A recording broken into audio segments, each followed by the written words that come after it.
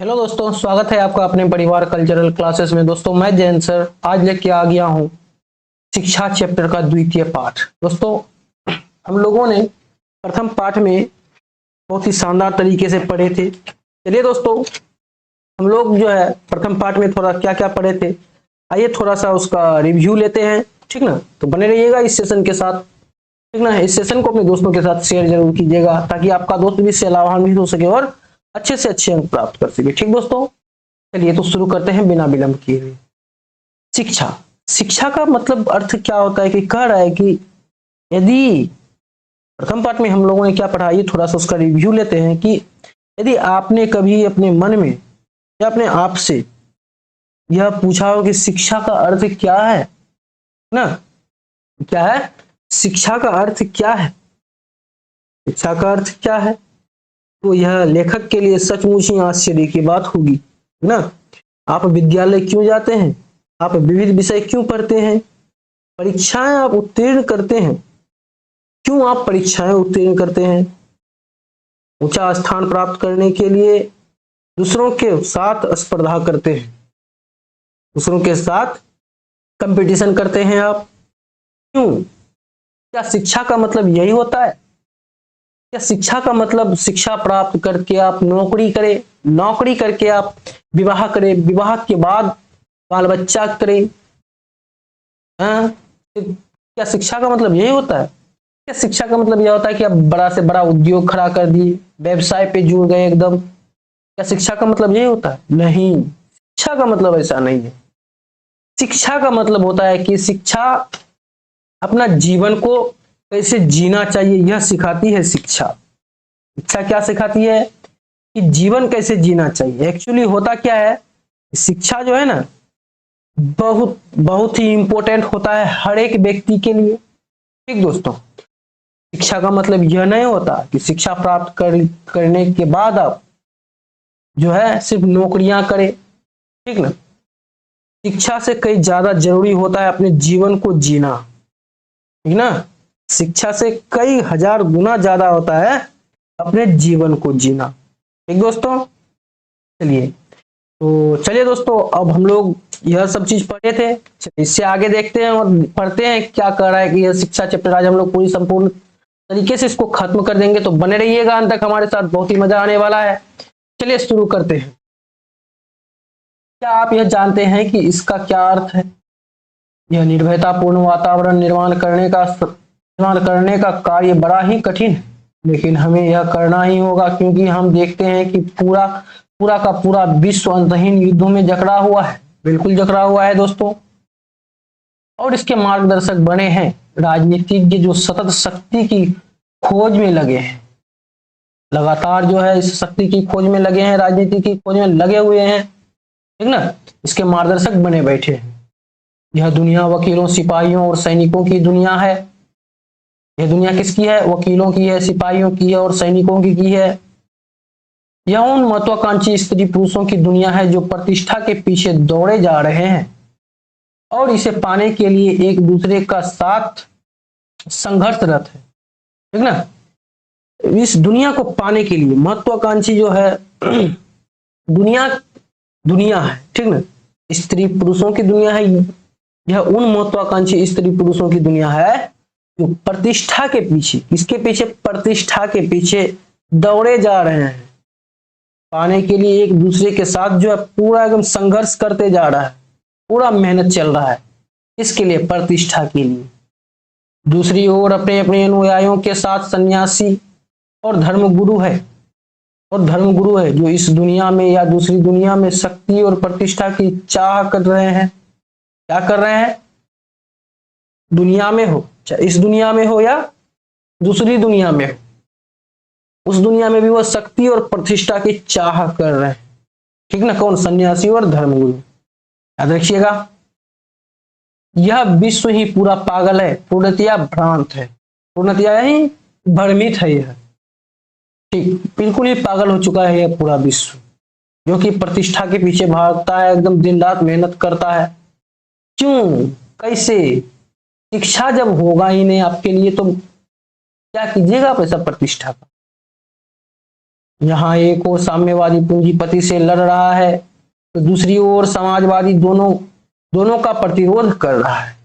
यहाँ प्रत्येक मनुष्य किसी न किसी के विरोध में खड़ा है और किसी सुरक्षित स्थान पर पहुंचने के लिए प्रतिष्ठा, सम्मान, शक्ति व आराम के लिए संघर्ष कर रहा है। क्या कर रहा है? सुरक्षित स्थान तक पहुंचने के लिए कोई मनुष्य, प्रत्येक मनुष्य किसी न किसी विरोध में खड़ा है।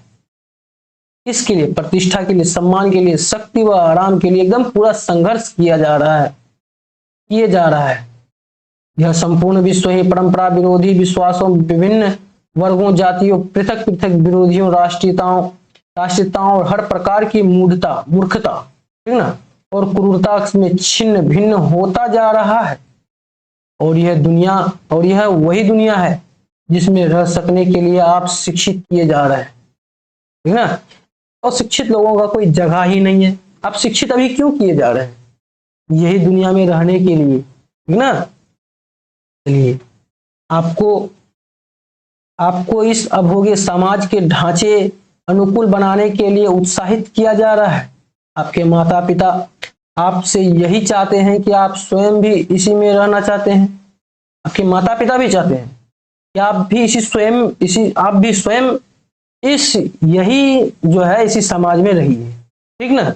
और कुछ नहीं, शिक्षित किए जा रहे, कोई दिक्कत नहीं है, लेकिन आप जो जीवन जीने का तरीका नहीं सीख रहे हैं, तो ऐसा शिक्षा का क्या मतलब, ठीक ना। जो कि इससे ये साबित होता है कि आपका माता पिता भी अनपढ़ है, ठीक ना, क्योंकि आपको ऐसा बकलोल सा समाज में रहने के लिए प्रेरणा दिया जा रहा है आप लोगों को, ठीक। ये लेखक क्या कर रहे हैं कि तब शिक्षा का कार्य क्या है बताइए। अगर यही करना है तो शिक्षा लेने की जरूरत क्या है? क्या वह इस सड़े हुए समाज के ढांचे के अनुकूल बनने में आपको सहायता करे, आपको स्वतंत्रता दे, पूर्ण स्वतंत्रता, कि आप एक भिन्न समाज का, एक नूतन विश्व का निर्माण कर सके? हमें ऐसी ही स्वतंत्रता की आवश्यकता है। दूर भविष्य में नहीं, अपितु इसी क्षण, भविष्य में कदापि नहीं बल्कि इसी क्षण, अन्यथा हम सभी नष्ट हो जाएंगे। स्वतंत्रता की आवश्यकता है, लेकिन भविष्य में नहीं, भी इसी वक्त जो है हमको स्वतंत्रता की आवश्यकता है, नहीं तो हम तो नष्ट हो जाएंगे। हमें अविलंब एक स्वतंत्रता पूर्ण वातावरण तैयार करना होगा ताकि आप उसमें रहकर अपने लिए सत्य की खोज कर सके। आप मेधावी बन सके ताकि आप अपने अंदर सतत एक गहरी मनोवैज्ञानिक विद्रोह की अवस्था में रह सके। क्या कर सके कि आप सतत लगातार गहरी मनोवैज्ञानिक विद्रोह की अवस्था में रह सके, सत्य की खोज कर सके, ठीक ना, ताकि आप मेधावी बन सके, ठीक। चलिए आगे देखते हैं। क्योंकि सत्य की खोज तो केवल ये ही कर सकते हैं जो सतत इस विद्रोह की अवस्था में रहते हैं, वही नहीं जो परंपराओं को स्वीकार करते हैं और उनका अनुकरण करते हैं। आप सत्य, परमात्मा अथवा प्रेम को तभी उपलब्ध हो सकते हैं जब आप विच्छिन्न खोज करते हैं, ठीक ना। आप परमात्मा को कब उपलब्ध हो सकते हैं? आप छिन्न भिन्न खोज करने लग जाते हैं, तब आप जो है परमात्मा को प्राप्त कर सकते हैं। सतत मतलब लगातार निरीक्षण करते हैं और निरंतर सीखते रहते हैं। सीखिए, जहां से भी हो वहीं से सीखिए, सीखते रहिए, लगातार सीखते रहिए, ठीक ना। लेकिन आप भयभीत हैं, तब आप न तो खोज कर सकते हैं, न निरीक्षण कर सकते हैं, न सीख सकते हैं और न गहराई से जागरूक ही कर सकते हैं। अतः निर्विवाद रूप से शिक्षा का यह कार्य है कि वह इस आंतरिक और बाह्य भय का उच्छेदन करे। यह भय जो मानव के विचारों को, उसके संबंधों और उसके प्रेम को नष्ट कर देता है। क्या करता है यह भय? क्या करता है कि मानव के विचारों को, उसका जो संबंध है, प्रेम है, सबको नष्ट कर देता है यह भय। आप जो कुछ भी कीजिए, पढ़ाई भी कीजिए, तो स्वतंत्र रूप से कीजिए, डर के नहीं कीजिए, क्योंकि आप डर के अगर पढ़ाई कीजिएगा तो आप भी नष्ट हो सकते हैं, आपके विचार बर्बाद हो सकते हैं, आप किसी चीज पे फोकस नहीं कर सकते हैं, पढ़ाई आप कर ही नहीं सकते हैं, कैसे कीजिएगा? डरना नहीं है, निर्भय के साथ आपको पढ़ना है तो पढ़ना है, और सीखना है। सिर्फ पढ़ाई के साथ साथ जो है आपको जीवन को जिया कैसे जाता है, यह भी चीज आपको सीखना है। ठीक ना। आप बड़े सोच वाले आदमियों के साथ बैठिए, उसके साथ कुछ पल बिताइए, तब आप समझ सकते हैं कि नहीं, जीवन जो है सिर्फ साधारण नहीं है, जीवन बहुत रहस्य से भरा हुआ है यह जीवन। आज जो आप ग्रेविटीज का लॉ पढ़ रहे हैं, ठीक, के बाद पाइथागोरस परिमेय पढ़ रहे हैं, यह सब तो भी तो आदमी है ना, लेकिन आदमी था लेकिन ब्रिलियंट माइंड के थे। ठीक ना। उसी तरह आपको भी बनना है, आपको भी जीवन जीना सीखना है। सिर्फ पढ़ाई करने से कुछ नहीं होता है, पढ़ाई के साथ साथ आपको जो है व्यवहारिक ज्ञान भी होना अति आवश्यक है। ठीक दोस्तों, समझे यहाँ तक। चलिए बढ़ते हैं आगे, देखते हैं क्या है। यह पूछा जाता है, यदि कभी व्यक्ति क्रांति करेंगे तो क्या विश्व की अराजकता नहीं फैल जाएगी? बताइए। अगर जो है कभी व्यक्ति का मन में क्या है, कोई भी आदमी अगर क्रांति करना चाहेंगे तो विश्व की अराजकता जो अभी जो एकत्रित क्या हुआ है एक जगह, तो यह क्या नहीं फैल सकती है? ऐसा लेखक का यहाँ पे प्रश्न है। लेकिन क्या हमारा वर्तमान समाज इतना सुव्यवस्थित है कि यह प्रत्येक व्यक्ति द्वारा की गई क्रांति से व्यवस्थित हो जाएगा? क्या अभी अराजकता नहीं है? क्या प्रत्येक वस्तु सुंदर है, पवित्र है? बताइए, क्या प्रत्येक वस्तु जो है सुंदर है, पवित्र है? क्या आप बता सकते हैं? क्या प्रत्येक व्यक्ति आनंद से, समृद्धि से, पूर्णतया से जी पा रहे हैं? बताइए, क्या ऐसे पूर्णतया से जी पा रहे हैं? बिल्कुल नहीं पा रहे हैं। क्या व्यक्ति में विरोध नहीं है? बिल्कुल है। भाई तू क्यों बढ़ता है, मैं भी बढ़ूंगा, उसको जलन होता है उसको देखिए, ईर्ष्यालुपन। क्या चारों ओर महत्वाकांक्षा और प्रतिस्पर्धा नहीं है? हमें प्रथम यह समझ लेना है कि विश्व में पहले से ही अराजकता है। ठीक ना। क्या आप जो है आप किसी के साथ आप कंपटीशन कर रहे हैं, क्या ऐसा नहीं है? कंपटीशन करते हैं, दिखा के नहीं करते, चोरी छुपके जरूर करते हैं कि बाप रे बाप, ये देखिए हमसे बड़ा मतलब आगे बढ़ रहा है, हम यहीं पे हैं। एकदम उसको गिराने के लिए जी जान लगा रहे हैं। कुछ हो जाए, मार हो जाए, काट हो जाए, जो होगा देखा जाएगा, लेकिन उसको गिराएंगे तो गिराएंगे। हमसे आगे कैसे बढ़ गया है? ऐसा ही अराजकता तो होता है, पहले से ही विश्व में है और अब तक भी है। आप कहीं इसे सुव्यवस्थित ना समझ बैठे, यह कुछ सुव्यवस्थित नहीं है। ठीक, यह मतलब व्यवस्थित है ही नहीं। कहीं कुछ शब्दों से आप स्वयं को मोहित न कर लें। चाहे भारत हो, चाहे यूरोप हो, चाहे अमेरिका हो, चाहे रूस, संपूर्ण विश्व की नाश की ओर जो है अग्रसर हो रहा है। संपूर्ण विश्व की नाश की ओर अग्रसर ही हो रहा है। ठीक, अराजकता जो है यह क्या है? विश्व के नाश की ओर अग्रसर हो रहा है।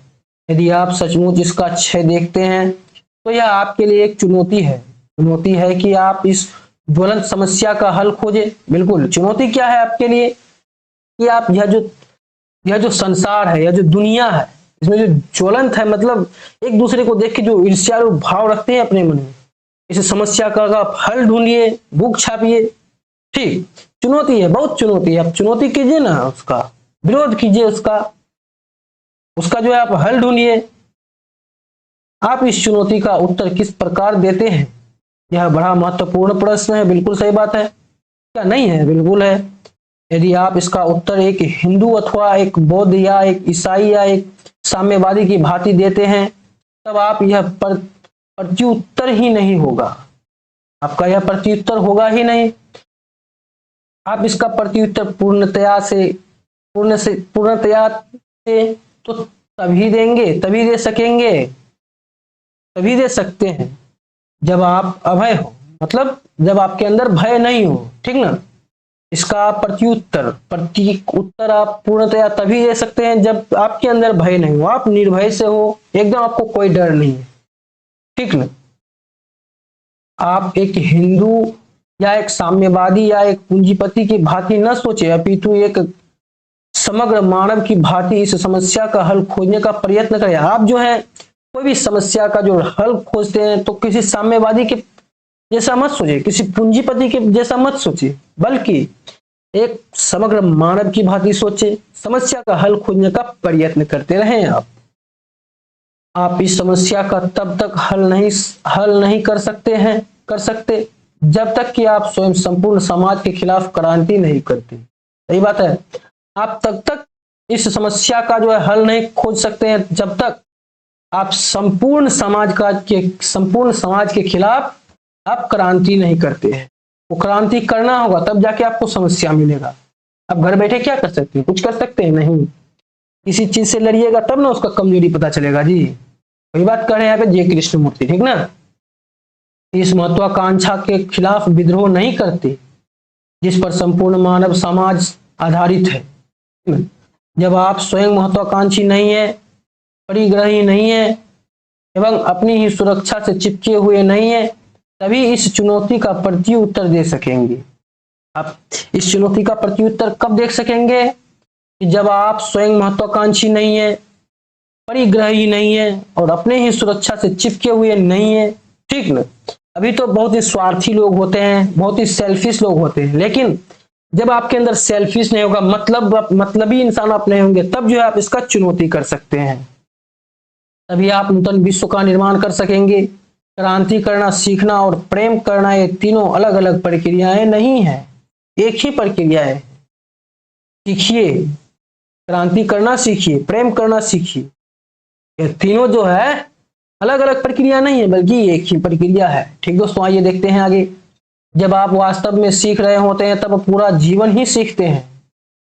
तब आपके लिए कोई गुरु नहीं रह जाता, ठीक ना। जब आप सीखते हैं तो पूरा जीवन आप सीखते रहते हैं। क्या पूरा जीवन आपके पास गुरुदेव रहते हैं? नहीं रहते हैं। वही बात कर रहे हैं यहाँ पे ये कृष्णमूर्ति साहब। तब प्रत्येक वस्तु आपको सिखाती है, बिल्कुल प्रत्येक वस्तु से आप सीख सकते हैं। वो कैसे, आइए देखते हैं। एक सूखी पत्ती से भी आप सीख सकते हैं, एक उड़ती हुई चिड़िया से, एक खुशबू से, एक आंसू, एक धनी व एक गरीब जो चिल्ला रहे हैं उससे भी आप कुछ सीख सकते हैं, एक महिला की मुस्कुराहट से, किसी के अहंकार से भी आप सीख सकते हैं। आप प्रत्येक वस्तु से सीखते हैं। अतः कोई मार्गदर्शक नहीं, कोई दार्शनिक नहीं, कोई गुरु नहीं। आपका जीवन स्वयं आपका गुरु है और आप सतत सीखते रहते हैं और आप जो है लगातार सीखते रहते हैं। आप इसका कोई गुरु है आपका जीवन का? नहीं है। बस जब तक आप पढ़ाई करते हैं, जब तक आप शिक्षा ग्रहण करते हैं, तब तक आपके पास गुरुदेव रहते हैं। उसके बाद रहते हैं नहीं। आप एक सूखी पत्ती से भी सीख सकते हैं कुछ ना कुछ, एक उड़ती हुई चिड़िया से भी सीख सकते हैं, एक खुशबू से भी सीख सकते हैं, एक आंसू से, एक आंख की आंसू से भी सीख सकते हैं, एक धनी व्यक्ति से, एक गरीब व्यक्ति से, एक महिला की मुस्कुराहट से, किसी का अहंकार से भी आप सीख सकते हैं। यानी कि आप प्रत्येक वस्तु से कुछ न कुछ सीखते जरूर हैं। अतः कोई इसका मार्गदर्शक नहीं है, कोई दार्शनिक नहीं है, कोई गुरु नहीं है। आपका जीवन ही आपका गुरु है। आप निरंतर सीखते रहते हैं, क्या नहीं है? ऐसा ही है दोस्तों। आप कभी मत सोचिएगा कि मैंने बहुत पढ़ लिया। जितना भी पढ़ लिया वह सब चीज कम ही है, क्योंकि इस दुनिया में पढ़ाई का कोई अंत नहीं है। सब चीज का अंत हो सकता है, लेकिन पढ़ाई का, ज्ञान का कोई अंत नहीं है दोस्तों। चलिए आगे देखते हैं क्या कह रहा है कि आप जिस विषय का अध्ययन कर रहे हैं उसमें आपको दिलचस्पी नहीं है, अतः आपके शिक्षक आपको ध्यान देने के लिए मजबूर करते हैं। एक दोस्तों, आइए समझते हैं कि आप जिस विषय का अध्ययन कर रहे हैं उसमें अगर आपको दिलचस्पी नहीं है तो इसका मतलब यही हुआ कि शिक्षक आपको ध्यान देने के लिए मजबूर कर रहे हैं। हम भाई मैथ्स पढ़ना ही नहीं चाहते हैं तो हमारे शिक्षक उसमें जबरदस्ती जो है मजबूरन उसको ही पढ़ा रहे हैं। तो क्या या मजबूरी नहीं है, अपने आपके शिक्षक आप पर मजबूर कर रहे हैं आपको पढ़ने के लिए। दिलचस्पी नहीं है, कैसे पढ़ सकते हैं भाई? लेकिन ध्यान का यह अर्थ कदापि नहीं है। ध्यान का आगमन तो अपने आप से होता है जब आप किसी वस्तु में गहरी दिलचस्पी रखते हैं, जब आप अपने संबंध में प्रेम को खोजते हैं ताकि उसे आप पूर्णतया समझ सके। उस समय आपका संपूर्ण मन, आपकी समग्र सत्ता उसी में रहती है। ठीक इसी भांति जिस क्षण आप गहराई से यह महसूस कर लेते हैं कि यदि हम महत्वाकांक्षी नहीं होंगे तो क्या हमारा हास्र न होगा। अत्यंत, यह सब जो है अत्यंत महत्वपूर्ण है दोस्तों, समझिए, ठीक ना। जो उस समय आपका संपूर्ण मन जो है, आपकी समग्र सत्ता उसी में रहती है। किसमें रहती है? जब आप उसके संबंध में, प्रेम में खोजते जाते हैं। ठीक, चलिए आगे बढ़ते हैं, देखते हैं क्या कर रहा है हमारा कि महत्वाकांक्षा अच्छी है या बुरी, यह न पूछते हुए हम सर्वप्रथम यह ज्ञात करें कि क्या महत्वाकांक्षी व्यक्ति अपना ही नाश नहीं कर रहा है। महत्वाकांक्षी व्यक्ति क्या कर रहा है कि अपना ही नाश नहीं कर रहा है। बताइए, आप अपने आसपास देखिए और उन व्यक्तियों का निरीक्षण करें जो महत्वाकांक्षी है, उसका आप निरीक्षण करें, देखभाल करें, उसको अच्छी तरह से जांच पड़ताल कीजिए उसका। जब आप महत्वाकांक्षी होते हैं तब क्या घटित होता है, आ सकते हैं? तब आप केवल अपने अपने ही संबंध में सोचते हैं, अपने ही बारे में सोचते रहते हैं। क्या नहीं सोचते हैं? बिल्कुल सोचते हैं। तब आप क्रूर बन जाते हैं और अन्य व्यक्तियों को एक ओर ढकेल देते हैं, क्योंकि आपको अपनी महत्वाकांक्षा जो पूरी करनी है। ठीक दोस्तों, आप सबके साथ चल रहे हैं, अगर आपका जो महत्वाकांक्षा है वो आपको पूरा करना है तो आप जो है दूसरे लोगों को दूसरी ओर ढकेल देंगे। नहीं भाई, आप जाओ, मुझे अपना महत्वाकांक्षा जो है पूरा करना है। ठीक दोस्तों, चलिए देख लिया तक आगे बढ़ते हैं कि आपको बड़ा व्यक्ति जो बनना है, इसलिए आपको जो है पूरा करना ही होगा, क्योंकि आपको अपनी महत्वाकांक्षा जो पूरी कर रही है, आपको जो बड़ा आदमी बनना है, लोगों को, अन्य व्यक्तियों को दूसरी ओर ढकेलना ही पड़ेगा। यह दुनिया किसी का साथ नहीं देता है, यह उसी का साथ देता है जो खुद के दम पर खड़ा होता है। ठीक ना? बहुत ही यहाँ पे सटीक लाइन खाया है। चलिए आगे बढ़ते हैं, देखते हैं नेक्स्ट क्या है कि ऐसा कर आप समाज में सफल और सफल व्यक्तियों के बीच में संघर्ष पैदा कर रहे हैं। ऐसा करके आप जो है क्या कर रहे हैं कि समाज में जो असफल है, सफल व्यक्तियों के बीच आप संघर्ष पैदा कर रहे हैं। इस प्रकार आप में और उन व्यक्तियों में जो आपकी ही भांति महत्वाकांक्षी है, निरंतर युद्ध चलता रहता है। क्या इस संघर्ष से जीवन सृजनशील बन सकता है? क्या आप मेरी बात समझ रहे हैं, अथवा यह समझना आपके लिए बहुत कठिन? बिल्कुल आपके लिए यह समझना बहुत कठिन की बात है। क्या आप उस समय महत्वाकांक्षी रहते हैं जब आप सहज प्रेम से कोई कार्य सिर्फ कार्य के लिए करते हैं? बताइए, उस समय आप महत्वाकांक्षी रहते हैं कि जब आप कोई भी कार्य सिर्फ कार्य के लिए करते हैं, जब आप कोई कार्य अपनी समग्रता से करते हैं, इसलिए नहीं कि उससे आप कहीं पहुंचना चाहते हैं, कोई लाभ उठाना चाहते हैं, अथवा कोई ऊंचा परिणाम प्राप्त करना चाहते हैं, परंतु इसलिए कि उसके करने में आप प्रेम अनुभव करते हैं। अतः यह महत्वाकांक्षा नहीं है क्या? बिल्कुल है। तब वहां कोई प्रतिस्पर्धा नहीं होती है, तब आप प्रथम स्थान प्राप्त के लिए संघर्ष नहीं करते हैं, बिल्कुल नहीं करते हैं आप संघर्ष। अतः क्या शिक्षा का यही कार्य है? क्या बताइए, शिक्षा का यही कार्य है? बताइए कि कोई लाभ उठाना चाहते हैं अथवा कोई ऊंचा परिणाम प्राप्त करना चाहते हैं, परंतु इसलिए कि उसके करने से आप प्रेम अनुभव करते हैं। अतः यह महत्वाकांक्षा नहीं है क्या? बता सकते हैं आप लोग? तब क्या कोई प्रतिस्पर्धा नहीं, तब वहां कोई प्रतिस्पर्धा नहीं होती है? बताइए। बिल्कुल होती है, कंपटीशन होती है, प्रतियोगिता भी होती है, वहां पे सब कुछ होती है। नहीं कि वह आपको यह खोजने में सहायता करे या आप सचमुच कौन सा कार्य प्रेम से करना पसंद करते हैं, ताकि आप प्रारंभ से अंत तक वही कार्य करें जिसे आप बहुत अच्छा समझते हो।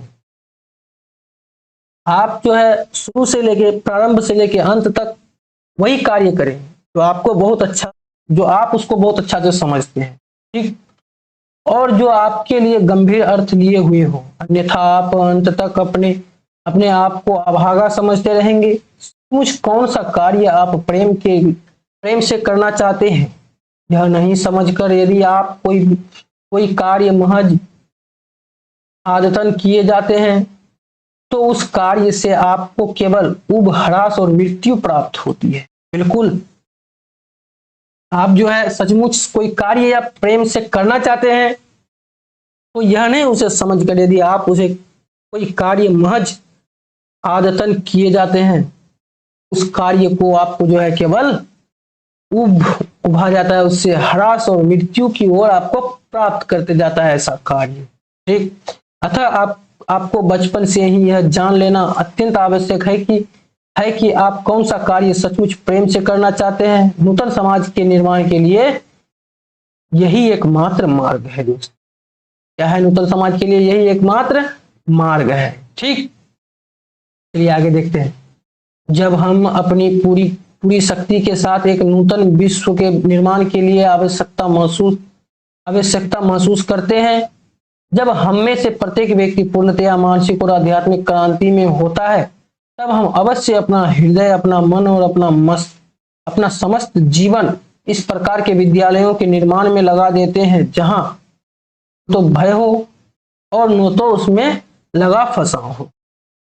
हम अपना जो है हम अवश्य अपना हृदय जो है, अपना दिल जो है, अपना मन, अपना समस्त जीवन, पूरा जीवन उसी पर लगा देते हैं, विद्यालयों के निर्माण में लगा देते हैं जहां ना तो भय हो और जहां लगाव फंसा हो। मतलब ऐसा कोई डरने की बात नहीं है। एकदम स्वतंत्र होकर इस विद्यालय में आए विद्यार्थी, स्वतंत्र होकर पढ़े, अपना जीवन के बारे में, जीवन कैसे जिया जाता है, मतलब जो है कैसे आपको आगे बढ़ना चाहिए, यह सब चीज यहाँ पे लिया जा सकता है उन विद्यार्थियों को। यहाँ पे कोई भय ही नहीं है, निर्भय है पूरा। ठीक दोस्तों, चलिए बहुत ही शानदार तरीके से जे कृष्णमूर्ति साहब यहाँ पे लिखे हैं। चलिए आगे बढ़ते हैं, देखते हैं कि बहुत थोड़े व्यक्ति ही वास्तव में क्रांति के जनक होते हैं। सही बात है, बहुत खास ही होते हैं, बहुत रेयर केस में होते हैं कि वास्तविक में कोई जो है क्रांति के जनक होते हैं। कोई व्यक्ति वह खोजते हैं कि सत्य क्या है, वे क्या खोजते हैं कि सत्य क्या है और उस सत्य के अनुसार आचरण करते हैं। सत्य क्या है, जो वही अगर सत्य है तो उसी के अनुसार जो है वह अपना चाल चलन को बरकरार रखता है। परंतु सत्य की खोज के लिए परंपराओं से मुक्ति तो आवश्यक है, जिसका अर्थ है समस्त भयों से मुक्ति। परंतु सत्य का खोज के लिए परंपराओं से मुक्ति जो आवश्यक है, उसका अर्थ क्या है? भयों से मुक्ति। आपको निर्भय होकर सब कुछ करना है। सिर्फ शिक्षा प्राप्त करने का मतलब यह नहीं होता है कि आप नौकरी करें, नौकरी करके उसके बाद क्या कीजिएगा? विवाह कीजिएगा, शादी ब्याह के बाद बाल बच्चा होगा, उसके बाद आप रसोई में बन जाएंगे, बहुत ही नियम कानून में आप बंध जाएंगे। तो आप कहाँ जीवन जीने के लिए सीखे भाई? अब जो है यहाँ पे क्या कर रहा है जे कृष्णमूर्ति साहब, बहुत ही शानदार बात कह के गए हैं। क्या आप जो सिर्फ इंटर मैट्रिक कर लेते हैं यही हो गया आपका जीवन? क्या शिक्षा का मतलब क्या यही होता है क्या? मैट्रिक इंटर कर लिए, कहीं पे अच्छा काम कर रहे हैं, यही हो गया शिक्षा का मतलब? नहीं, शिक्षा का मतलब जो होता है अपने जीवन को सीखना होता है, जीवन को समझना होता है। क्योंकि शिक्षा प्राप्त करने से कई ज्यादा कठिन होता है क्या करना?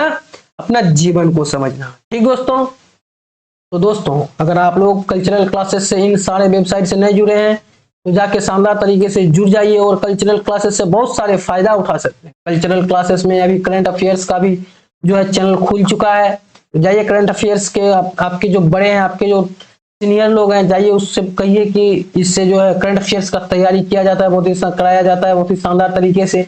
तो ठीक दोस्तों, अगर आप लोग यहाँ तक वीडियो को देख चुके हैं तो कर दीजिए इस वीडियो को जमकर लाइक, कर दीजिए अपने दोस्तों के साथ जमकर शेयर।